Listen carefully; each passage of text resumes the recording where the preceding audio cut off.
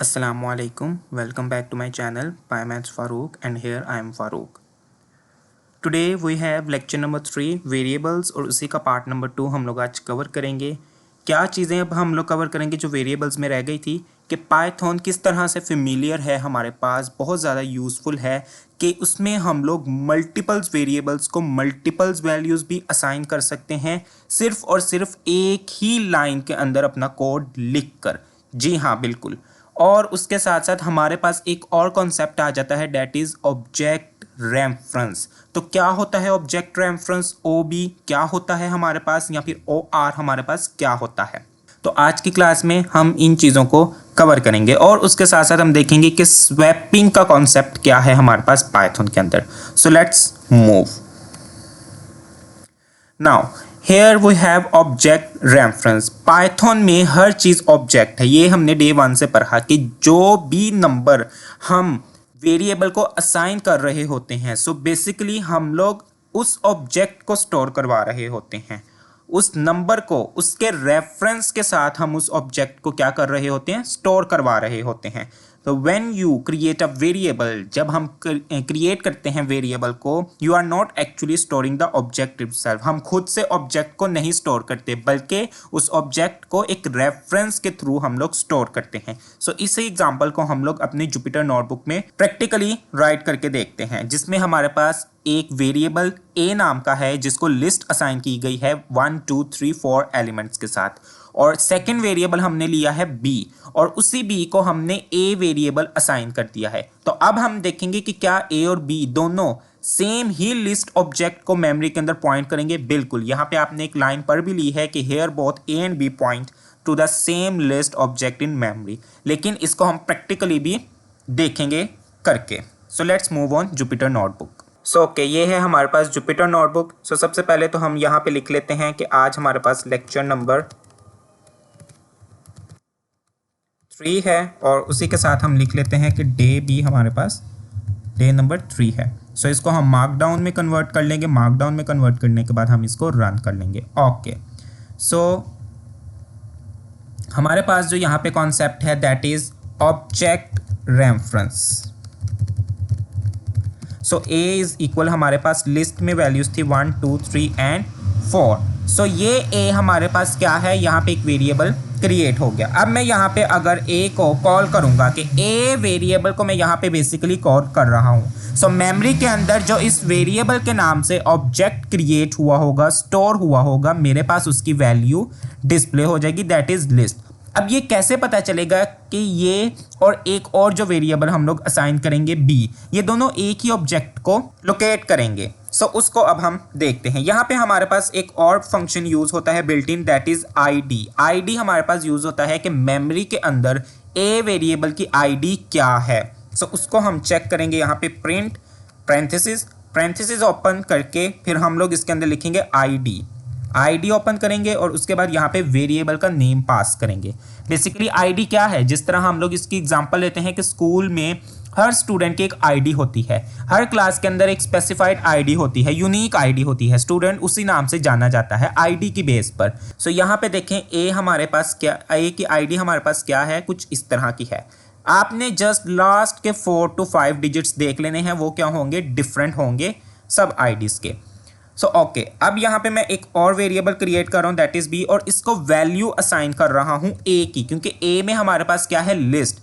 तो it means कि a reference से हमारे पास लिस्ट मेमोरी के अंदर स्टोर है एक जगह पे।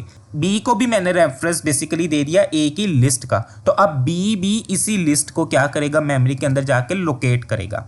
अब यहाँ पे अगर मैं b को प्रिंट करवाऊँ तो मेरे पास एग्जैक्ट सेम आउटपुट आएगी जो a की आई थी, दैट इज लिस्ट। आईडी मैंने यहाँ पे लगाया। अब किसकी मुझे आईडी पता करवानी है, b की। आप देखें a की आईडी और b की आईडी, दोनों की आईडी एग्जैक्ट सेम है। यही कॉन्सेप्ट हम लोगों ने देखा ऑब्जेक्ट रेफरेंस में। Here we have another example. Let's us assign a variable x to value 5. अब हम क्या काम करते हैं कि x वेरिएबल को 5 असाइन कर देते हैं।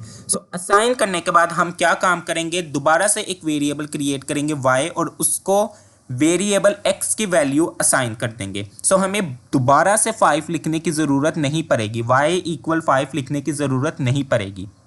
बल्कि वही कॉन्सेप्ट हम लोग यहाँ पे अप्लाई करेंगे जो हमने प्रीवियस ए बी के एग्जाम्पल में देखा था लिस्ट में, कि बी को इक्वल रख दिया ए के। सो यही कॉन्सेप्ट हम लोग इस एग्जाम्पल में भी यूज़ करेंगे।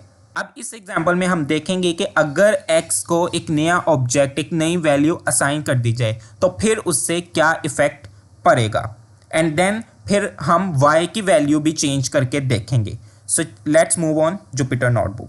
ओके, यहाँ पे अब हम अपनी प्रीवियस एग्जांपल को ही कवर करते हैं जिसमें हमने लिया था कि x इक्वल है 5 के। सो यहाँ पे x वेरिएबल को असाइन कर दिया 5। अब मैंने यहाँ पे प्रिंट करवा लिया कि x की वैल्यू क्या है, तो क्या आएगी मेरे पास 5। ओके, अब यहाँ पे मैंने सेकंड वेरिएबल ले लिया, डेट इज y को मैंने वैल्यू असाइन करनी है 5, लेकिन यहाँ पे मुझे x की ही वैल्यू असाइन करनी है। सो मैं यहाँ पे x वेरिएबल को कॉल कर दूंगा कि x की जो वैल्यू है, जो x ऑब्जेक्ट है वही y को भी असाइन हो जाए। सो यहाँ पे मैंने, अब यहाँ पे मैं दोबारा से प्रिंट कर लूँगा y। सो ओके, यहाँ पे वही कॉन्सेप्ट आ गया हमारे पास कि x जिस रेफरेंस से, जिस ऑब्जेक्ट को असाइन किया गया था, वही अब y भी उसी को लोकेट कर रहा है। लेकिन अब मैं चाह रहा हूँ कि नहीं, x की वैल्यू जो है चेंज हो जाए, तो मैं यहाँ पे दोबारा से x इक्वल लिखूँगा। अब मुझे यहाँ पे मैं गीक्स लिख दूँगा। सो ओके, अब यहाँ पे मैं x की वैल्यू को कॉल करना चाहता हूँ, तो देखते हैं x की वैल्यू अब क्या आएगी मेरे पास। नाउ x की वैल्यू आ गई गीक्स। क्यों? क्योंकि x की जो पुरानी वैल्यू थी वो 5 थी, उसको y भी लोकेट कर रहा था। लेकिन अब मेरे पास ये रिक्वायरमेंट आई कि x की वैल्यू को चेंज कर दिया जाए। अब x एक नई वैल्यू को, एक नए ऑब्जेक्ट के नाम से जाना जाए। सो मैंने x की वैल्यू रख दी गीक्स। अब मेमोरी के अंदर एक और कंटेनर बन जाएगा जिसके अंदर वैल्यू होगी गीक्स, और उसका रेफरेंस कौन होगा? x। इसका मतलब है कि x की वैल्यू तो चेंज हो गई, लेकिन मैं देखता हूं कि क्या y की वैल्यू भी चेंज हुई है। नहीं, क्योंकि y स्टिल 5 को ही लोकेट कर रहा है। यहाँ पे ये कहा जा सकता है, कॉन्सेप्ट इजीली हम लोग कैरी कर सकते हैं कि x ने कहा y को कि तुम मेरे से मेरी वैल्यू ले लो। दोनों ने वैल्यूज अपनी शेयर कर ली, लेकिन फिर क्या हुआ, x के पास एक नई वैल्यू आ गई। x ने कहा कि अब मैं नई वैल्यू लेने जा रहा हूँ, y तुम अपने पास ये पुरानी वैल्यू ही रखो। सो y के पास इस वक्त पुरानी वैल्यू ही मौजूद है। लेकिन अब यहाँ पे मैं देखना चाह रहा हूँ कि y कह रहे हैं मेरे पास भी अब एक नई वैल्यू आ जाती है, तो वो हम यहाँ पे देख लेते हैं कि y के पास एक नई वैल्यू आ गई है, for example that is computer. तो अब यहाँ पे प्रिंट करके देखते हैं कि y की वैल्यू अब कौन सी है, करंटली कौन सी चल रही है, that is computer. So okay, यहाँ पे मैं x को कॉल कर लेता हूँ, x की अब वैल्यू आ गई है गीक्स। y को कॉल कर लेता हूँ, y की वैल्यू आ गई है कंप्यूटर। लेकिन एक बात यहाँ पे समझने वाली है, सोचने वाली है कि वो जो पुरानी वैल्यू थी, जो सबसे पहले x को दी गई थी, उसके बाद y को भी लोकेट करने के लिए वो वैल्यू असाइन कर दी गई 5। अब वो 5 कहाँ पे गया? सो यहाँ पे 5 अब हमारे पास एक गार्बेज वैल्यू हो गई है। गार्बेज वैल्यू कहते हैं कि यूजलेस, अब उसको जानने वाला कोई नहीं है, वो लावारिस हो गई है। सो ये हमारे पास एक सिंपल कॉन्सेप्ट था। हर एक वेरिएबल को जो ऑब्जेक्ट, जो वैल्यू असाइन करनी है, अगर वो पहले से किसी वेरिएबल के पास मौजूद है तो उसी का रेफरेंस उसको दे दिया जाए। सो ये कॉन्सेप्ट हमारे पास पाइथन के अंदर, प्रोग्रामिंग लैंग्वेज के अंदर कहलाता है ऑब्जेक्ट रेफरेंस। सो ये देखें, जो हमने अभी एग्जांपल अपनी जुपिटर नोटबुक पे अप्लाई की थी, सेम एग्जैक्ट वही हमारे पास यहाँ पे अप्लाई हो गई है। x को नई वैल्यू मिल गई गीक्स। अब x जो है वो गीक्स को ही रेफरेंस करेगा, इसी को लोकेट करेगा। और y को नई मिल गई कंप्यूटर, लेकिन जो 5 रह गया, जो पहले x के पास था फिर y के पास आया, अब 5 को कोई भी नहीं पहचान सकता, इसलिए वो गार्बेज वैल्यू कहला गई। सो आई होप कि ये ऑब्जेक्ट रेफरेंस आप लोगों को कॉन्सेप्ट समझ में आया होगा। So okay, let's move another topic, that is we have multiple variables and values। किस तरह से पाइथन के अंदर हम लोग मल्टीपल्स वेरिएबल्स को मल्टीपल्स वैल्यूज़ एक ही वक्त में और एक ही लाइन के अंदर कोड लिखकर असाइन कर सकते हैं। सो इस लिहाज से भी पाइथन बहुत ज़्यादा सुपर इजी वर्क करता है। सो यहाँ पे आप देख सकते हैं स्क्रीन पर, यहाँ पे हमारे पास x, y और z को वैल्यूज़ असाइन कर दी गई हैं 10, 20 एंड 30। सो यहाँ पे किस तरह से ये कॉन्सेप्ट कहलाया कि x की वैल्यू इक्वल के बाद जो फर्स्ट वैल्यू होगी वो x की होगी, सेकेंड वेरिएबल इक्वल के बाद जो सेकेंड वैल्यू होगी वो उसी को असाइन की जाएगी, एंड थर्ड वेरिएबल को जो इक्वल के बाद लास्ट वैल्यू होगी वो उसी को असाइन की जाएगी। सो ये कॉन्सेप्ट यहाँ पे टप्पल अनपैकिंग का भी कहलाता है। So okay, let's move on Jupyter notebook, जहाँ पे हम आज अब इस क्वेश्चन की प्रैक्टिस करेंगे। So okay now here we can apply.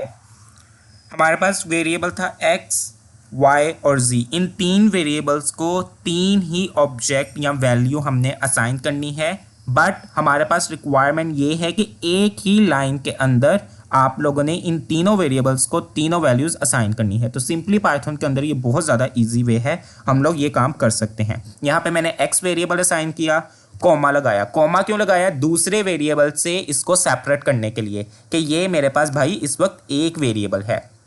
Then comma, comma के बाद सेकेंड वेरिएबल असाइन करेंगे।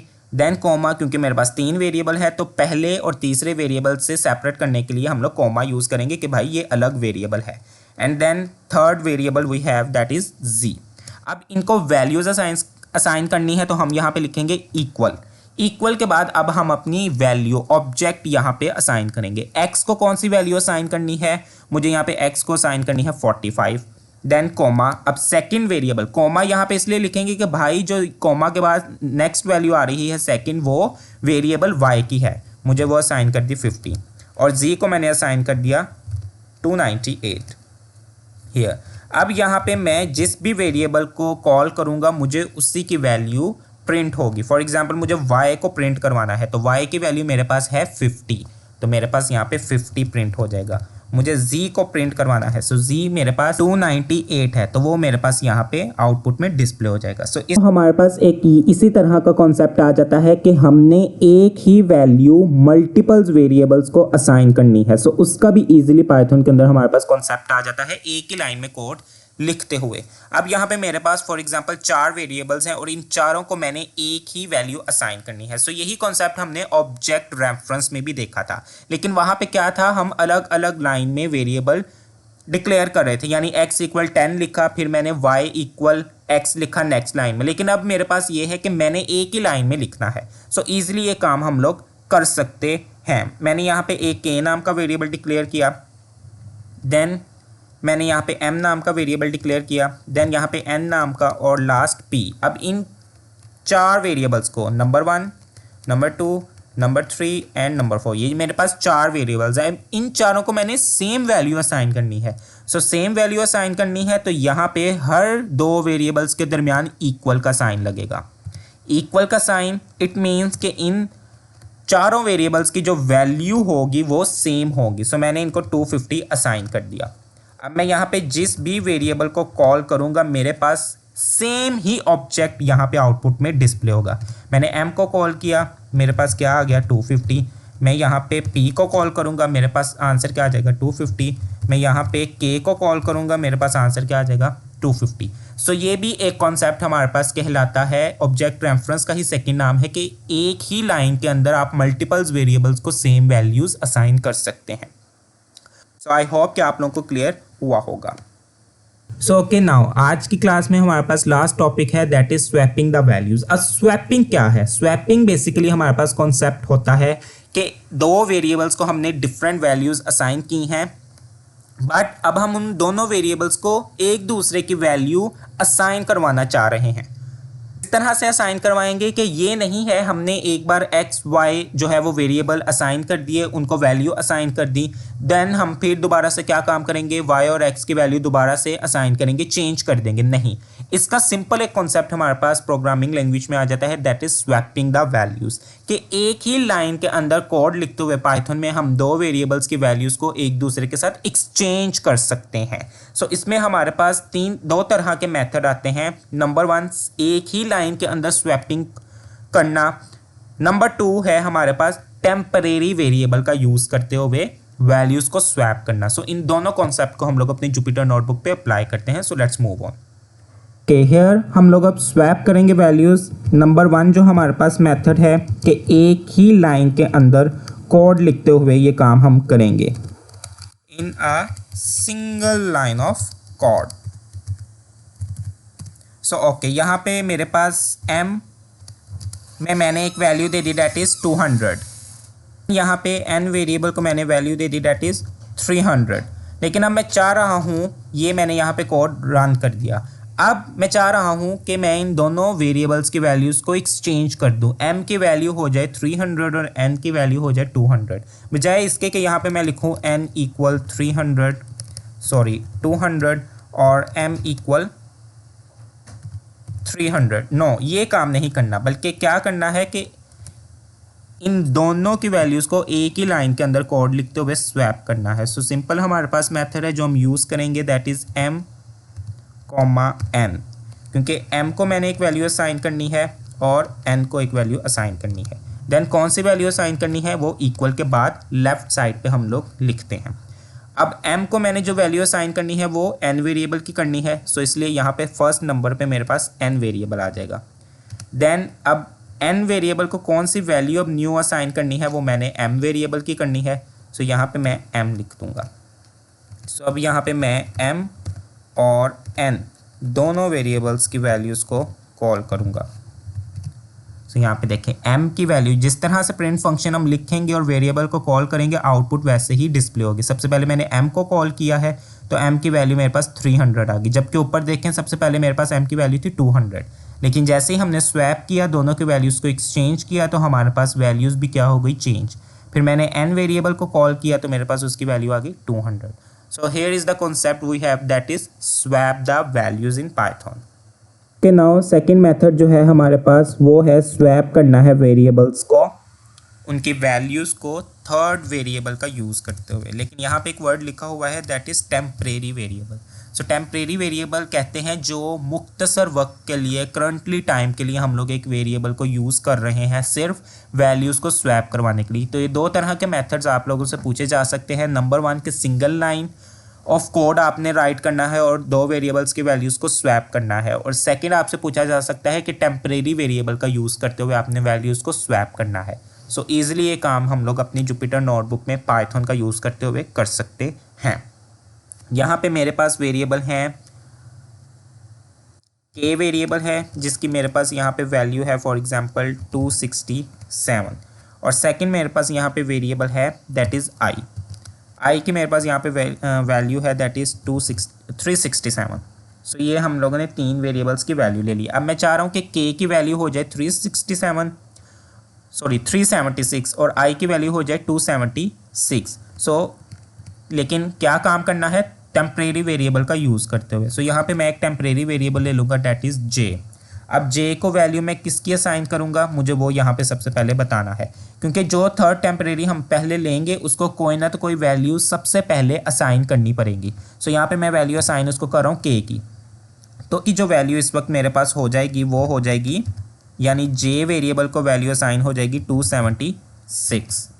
उसके बाद k की वैल्यू मुझे i वाली देनी है, सो इसलिए k इक्वल i लिखूँगा।